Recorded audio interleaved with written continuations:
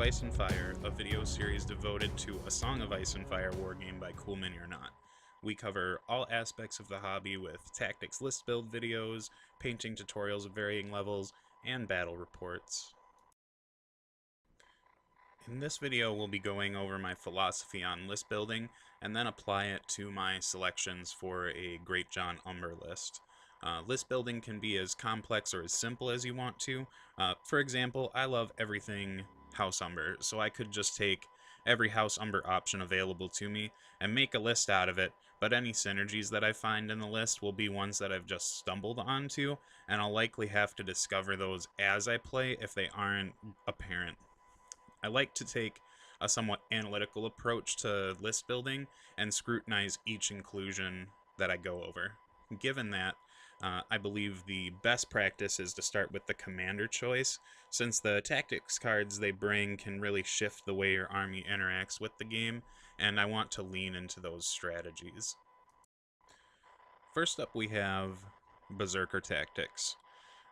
This triggers when a friendly unit makes a melee attack, but after the attack dice are rolled.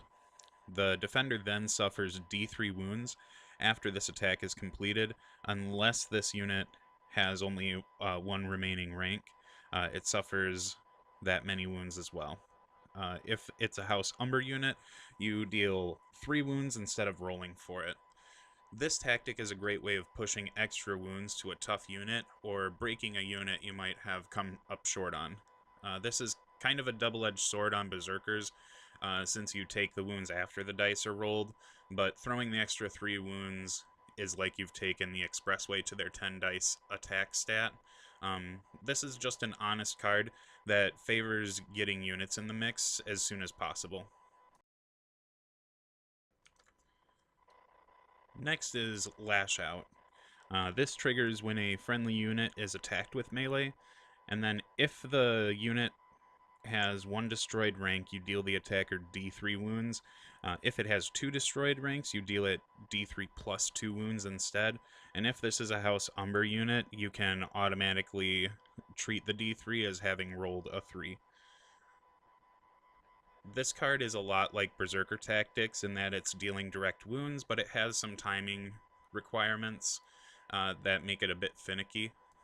Where Berserker Tactics is good early game, when you are connecting, Lash Out is a defensive card that cares about the destroyed ranks you have, and this makes it a dead card in the early game, but brilliant towards the middle or end when you can compensate low ranks with some direct wounds. Some Stark options, however, come to mind when I look at this card that can help me mitigate its reliance on destroyed ranks at the game's pace. Last up is Last Stand, and I would consider this Greatjon's bomb tactic card. It has the trigger of when a friendly unit is destroyed, the unit may then make 1 free melee attack using its highest attack die value before being removed, and if the unit you've targeted is a House Umber unit, the defender also becomes vulnerable. Now, each previous card is powerful in dealing straight wounds, but this one gets the drop on your opponent with some pretty severe consequences. A unit does have to die, but being able to retaliate out of turn with a full powered swing and vulnerable is just insulting. With these 3 cards, we have a good idea of what an army needs to synergize with what the Greatjon is putting down. The Greatjon tactic pool seems to favor pushing aggression with no concern for your unit's well-being, and the Starks have a great unit that was built for this kind of strategy, the House Umber Berserkers. And I've included 2 of them in the list, with both with a Sworn Sword Captain. I want this list to be as combat effective as possible, and that's what I want to control. And the Umber Champion, while extremely flavorful, doesn't really forward that plan. Morale checks and panic conditions are a means to causing potential casualties, but vulnerable in conjunction with Sundering allows this unit to get some extra wounds while their ranks are full, and then turn them into meat shredders when they start to lose ranks. I want bodies dropping during combat. To keep the Umber focus, I'm looking at what the Great Axes can offer me. They give me some decent upfront output on killing low defense save units with Mighty Cleave, and if they get stuck in combat with heavy armored targets, the Executioner's Fury can cut them down easily, while getting some support from Lash Out if they took casualties from the initial engagement. Since the Great Axes need to prolong engagement to use Executioner's Fury, I opted to add Bran and Hodor to their unit. Being able to trigger a disordered charge and take 2 attack dice away can be the difference between the first rank getting wiped out and it getting obliterated. Summer can also get a few hits in if he's nearby once the Great Axes get charged. If I interpret Bran's order correctly, if it's being used during Executioner's Fury attack, the D3 automatic hits that Bran grants are considered to be Executioner's Fury attacks, so they will bypass saves, and that's some pretty serious business. If not, the defensive tech and extra activation from Summer is 3 points pretty well spent. We've spent over half our points on these 3 units, and there isn't even a unit for Greatjon to latch onto. So right now I want cheap options, but I still want units in here that help forward the plan of unrelenting forward aggression. Bolt and Cutthroats are only 5 points, but bring some panic test aspects that I'm not really touching on, and their efficacy is activation order dependent.